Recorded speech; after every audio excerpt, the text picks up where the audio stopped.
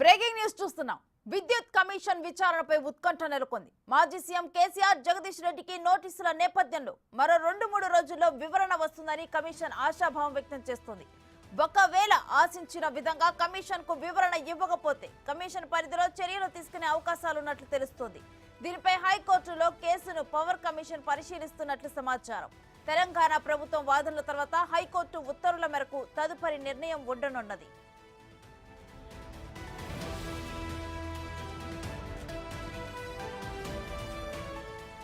ఈ నెల 30వ తేదీలోపు రిపోర్టు కావాలని తెలంగాణ ప్రభుత్వం అడిగిన నేపథ్యంలో ఇప్పటి వరకు జరిపిన విచారణ అంతా రిపోర్టు రూపంలో కమిషన్ తయారు చేసింది. మరింత సమాచారం కోసం విచారణ గడువును కమిషన్ కోరనున్నది. తమకు గడువు పెంచమని కమిషన్ ప్రభుత్వాన్ని కోరే అవకాశాలు ఉన్నాయి.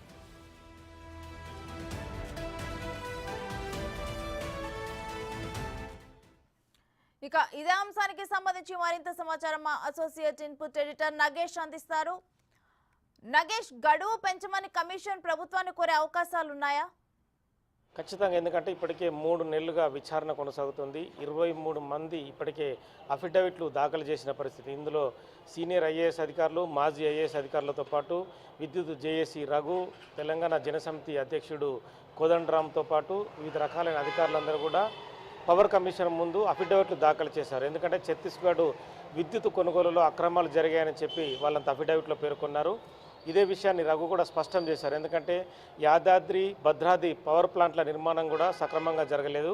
సబ్ క్రిటికల్ పవర్ ప్లాంట్ పేరుతో భద్రాద్రి నిర్మాణం జరిపారు. యాదాద్రి కూడా దూరాన్ని పెంచి, ఎందుకంటే ఎక్కడైతే దామరచర్లో ఆ పవర్ ప్లాంట్ నిర్మాణం జరుగుతుందో అక్కడికి రామగుండానికి 250 కిలోమీటర్ల పైన దూరం ఉంటుంది. ఇవన్నీ కూడా వ్యర్థమైన, అంటే ప్రజల డబ్బుల్ని ఖర్చు పెట్టడమే, 100 కోట్లు ఖర్చు పెట్టి ప్రజల్ని ఆపాస్ పాలు చేయడం అని చెప్పి కూడా ఈ ద్వారా వాళ్ళ అఫిడవిట్లో పేర్కొన్నారు. ఎందుకంటే పవర్ కమిషన్ ఇప్పటికే ఇందులో చాలా కీలక విషయాలు సేకరించింది. ఎందుకంటే భద్రాద్రి, యాదాద్రి పవర్ ప్లాంట్ల నిర్మాణం జరిగి ఏదైతే ఉందో ఆ నిర్మాణం ఇప్పటికి కూడా ప్రజలకు అందుబాటులోకి రాకుండా ఎక్కువ ఖర్చు అయ్యే విధంగా ఉందని కూడా కమిషన్ అభిప్రాయపడిన పరిస్థితి.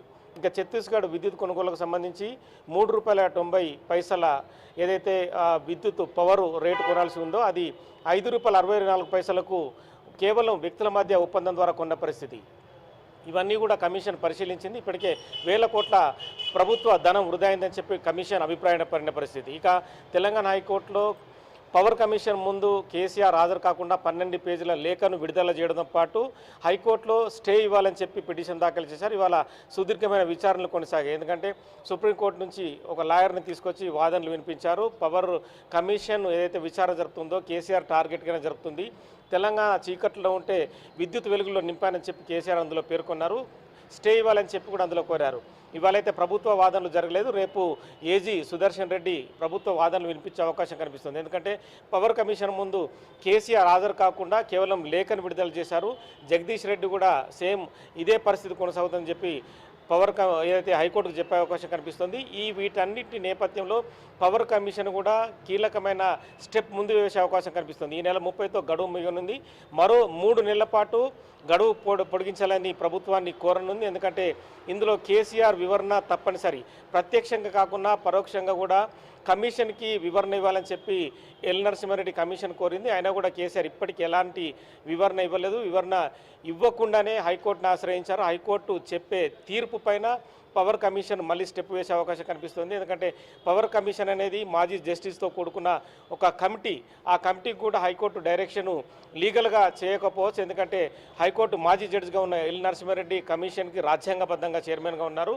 హైకోర్టు ఏదైతే ఆ తీర్పు ఏదైతే ఉందో పవర్ కమిషనే విచారణ చూసుకోవాలి. ఒకవేళ కేసీఆర్ ప్రత్యక్షంగా కాకుండా పరోక్షంగా కూడా విచారణకు హాజరు కావాలన్న ఒక నిర్ణయం ఏదైనా వెలువడితే ఖచ్చితంగా పవర్ కమిషన్ ఈ కేసులో కీలకమైన స్టెప్స్ ముందుకేసే అవకాశం కనిపిస్తుంది. ఎందుకంటే మరో 15 రోజులు లేదా నెల రోజుల పాటు కమిషన్కు గడువిస్తే కనుక ఇందులో సుదీర్ఘమైన విచారణ జరిపి ఎంత మేర నష్టం జరిగింది, పవర్ ప్లాంట్ల నిర్మాణం, ఛత్తీస్గఢ్ నుంచి విద్యుత్ కొనుగోళ్ల వ్యవహారం కూడా పూర్తిగా ఒక రిపోర్ట్ని సబ్మిట్ చేసే అవకాశం కనిపిస్తుంది. ఇందులో దోషులెవరు, నిర్దోషులెవరు, ఈ వ్యవహారం ఎవరి కనుసన్నలో నడిచిందన్న కీలకమైన రిపోర్ట్ మాత్రం కొంత గడువు సమయం ఇస్తే మాత్రం ఖచ్చితంగా సబ్మిట్ చేసే అవకాశం కనిపిస్తుంది. నగేష్, ఒకవేళ గనక ఈ 2-3 రోజుల్లో ఇటు కేసీఆర్ నుంచి అదేవిధంగా జగదీష్ రెడ్డి నుంచి ఆశించిన వివరణ గనక రాకపోతే కమిషన్ పరిధిలో ఏమైనా చర్యలు తీసుకునే అవకాశం ఉందా?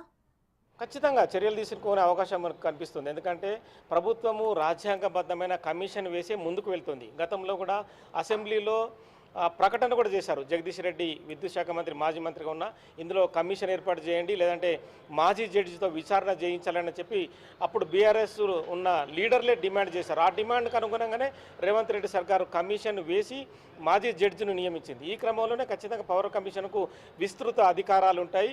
ఒకవేళ పవర్ కమిషన్ ప్రభుత్వానికి రిపోర్టు సబ్మిట్ చేయడంతో పాటు పవర్ కమిషన్ పరిధిలో ఎలాంటి చర్యలు తీసుకోవాలి, ఆ పవర్ కమిషన్ లేదంటే కోర్టులకు పంపించి ఆ శిక్షలు వేసే విధంగా ముందుకు వెళ్ళే అవకాశం కనిపిస్తుందా, లేదంటే ఇందులో జరిగిన నష్టాన్ని ఎలా పూడ్చాలి అన్న కోణంలో కూడా పూర్తిగా వివరణాత్మకమైన ధోరణితో ముందుకెళ్లే అవకాశం